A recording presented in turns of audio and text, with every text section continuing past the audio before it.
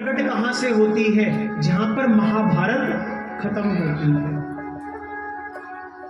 जब समस्त कौरव मारे गए, केवल एक दुर्योधन रह गया था, और दुर्योधन की भी महाराज भीम ने जंघा उखाड़ दी थी, क्योंकि भीम ने वचन लिया था ना कि जिस जंघा पर तू द्रौपदी को बिठाने की बात कह रहा है, मैं इसी जंघा को महाराज चीर कर अलग कर दूंगा। भीम ने यह वचन दिया था और कहा था द्रौपदी से, इसी के जंघा के महाराज रक्त से मैं तेरे केश धुलवाऊंगा। जब भरी सभा में द्रौपदी का चीरहरण हो रहा था, महाराज द्रौपदी के केश खुले हुए थे, क्योंकि उस समय द्रौपदी रजस्वला थी। द्रौपदी क्या थी? रजस्वला थी। माताओं को जो दिक्कत होती है ना भैया महीने में 4-5 दिन की, तो वही दिक्कत क्या थी? महाराज द्रौपदी के साथ थी। केवल एक कपड़े में वो महाराज जो महलों की रानी है, वो अपने कक्ष में बैठी हुई थी, और दुशासन उसको खींच के लेकर आ रहा था। वो महाराज प्रार्थना करती है, हाथ जोड़ती है कि इस समय मैं रजस्वला हूं, तुम रजस्व इस अवस्था में मुझे स्पर्श मत करो, इस अवस्था में तो मुझे बाहर भी नहीं निकलना चाहिए, और तुम मुझे खींचकर लेकर जा रहे हो। महाराज मना करती बार बार, लेकिन दुशासन मानता नहीं। दुशासन माना नहीं, खींच कर लेकर आया। पांचों पांडव बैठे हैं, किसी ने भी प्रतिकार नहीं किया, किसी ने भी कुछ नहीं बोला, लेकिन उन पांचों में से भीम ने जरूर बोला। भीम ने कहा कि जिस महाराज तू दुशासन, जिन तू हाथों से तू इस द्रौपदी को पकड़कर खींच कर लाया है ना, तेरे दोनों हाथ रहने वाले नहीं। और जब दुर्योधन ने कहा दुशासन से कि इसको लेकर और मेरी जंघा पर बिठा, तो भीम ने उससे भी कहा, जिस जंघा पर तू द्रौपदी को बिठाने की बात कर रहा है, जिस जंघा पर तू द्रौपदी को बिठाने की बात कर रहा है, मैं तेरी ये जंघा ही उखाड़ कर फेंक दूंगा। और जब द्रौपदी महाराज सबके पास गई, पांचों पांडवों के हाथ आगे जोड़ती, महाराज सब मुंह नीचे करके बैठे हैं। क्यों? सब हार चुके हैं अपने आप को। धृतराष्ट्र के पास गई, कुछ नहीं बोलते। भीष्म पितामह के पास गई, कुछ नहीं बोलते। द्रोणाचार्य के पास गई, कुछ नहीं बोलते। अंतिम में कृपाचार्य के पास गई। कृपाचार्य से कहती, आपके तो नाम के आगे कृपा लगा है, कम से कम तुम तो मेरी रक्षा करो। कृपाचार्य भी कहते, मैं कैसे रक्षा करूं? क्यों? मैंने दुर्योधन के अन्न को खाया है। भैया जब किसी पापी व्यक्ति का अन्न खाओगे ना, तो भैया बुद्धि भी वैसी हो जाएगी। इसलिए कभी भी किसी पापी व्यक्ति का अन्न को खाना नहीं चाहिए। भूखे रह लो अच्छी बात है, लेकिन उसके अन्न को बिल्कुल भी मत खाओ। कृपाचार्य जी ने कहा तो कुछ नहीं, कृपाचार्य जी ने क्या किया? एक उंगली उठा दी, और उस एक उंगली उठाने से ही द्रौपदी समझ गई कि कृपाचार्य कहना चाह रहे हैं कि इतने सब लोगों से तू अपनी बता रही है कि मेरी रक्षा करो रक्षा करो। अरे इतने सब लोगों को बगल कर, और उस ऊपर उंगली उठाने का मतलब उस मुरली वाले से, उस गिरवरधारी से तू अपनी रक्षा की मांग कर।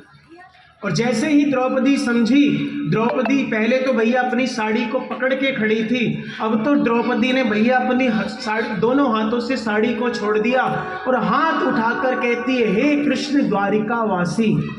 और यहाँ पर ठाकुर जी थे तो वही, लेकिन भक्ता ने कहा ना, हे कृष्ण द्वारिका वासी। गए हैं भागकर द्वारिका में, और द्वारिका से कहाँ पर आए?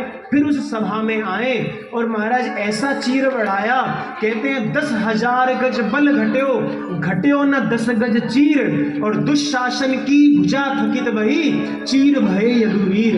महाराज 10,000 हाथियों का बल था दुशासन में, वो खींचते खींचते हार गया। लेकिन यहाँ जो 10 गज की साड़ी थी भैया, वो खत्म हुई नहीं। बहुत से लोग कहते हैं ना कि भगवान श्री कृष्ण ने गोपियों के वस्त्र चुराए, तो क्या हमारे यहाँ के जो संत महात्मा कहते हैं भैया, विनोद में मजाक में कहते हैं, अरे उनको पता था आगे जाकर द्रौपदी के लिए चीर बढ़ाना है। अब इनकी कौन सी फैक्ट्री लगी है जो वहां से कपड़ा लेकर आते? तो गोपियों के चीर चराए, और यहाँ द्रौपदी जी को उन्होंने आगे दे दिया, वहां से लिया और वहां पे दे दिया।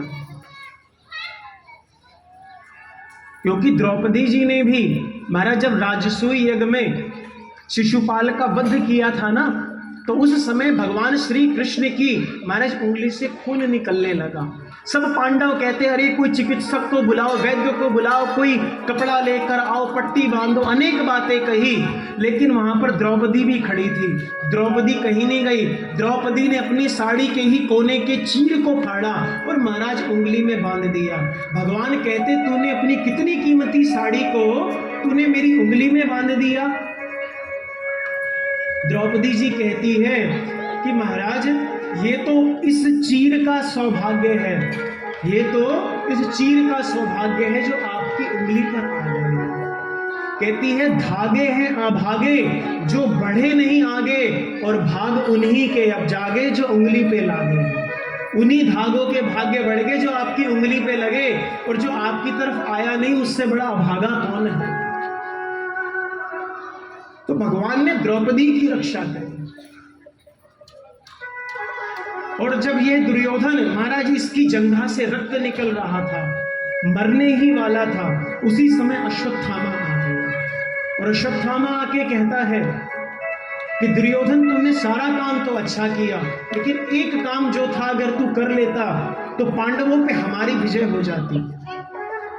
दुर्योधन ने कहा कौन सा काम? कहते तूने सबको तो मंत्री बनाया, लेकिन तूने एक बार भी मुझे मंत्री नहीं बनाया। तूने भीष्म पितामह को बना दिया, द्रोणाचार्य को बना दिया, कर्ण को बना दिया, लेकिन तूने मुझे मंत्री नहीं बनाया। तो दुर्योधन कहते जब तक राजा मरा नहीं, राजा तो मैं ही हूं।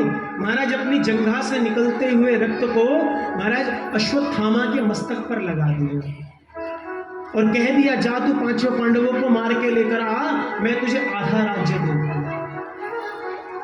यहां अश्वत्थामा गया है पांचों पांडवों को मारने के लिए, लेकिन पांचों पांडवों की जगह क्या हुआ?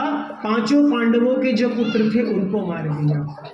द्रौपदी जी प्रातः काल आई है, द्रौपदी ने देखा पांचों पुत्र मरे पड़े हैं। भगवान श्री कृष्ण को पता चल गया किसने मारा है। भागे हैं लेने के लिए अश्वत्थामा को, कृष्ण और अर्जुन पकड़ कर लेकर आए हैं।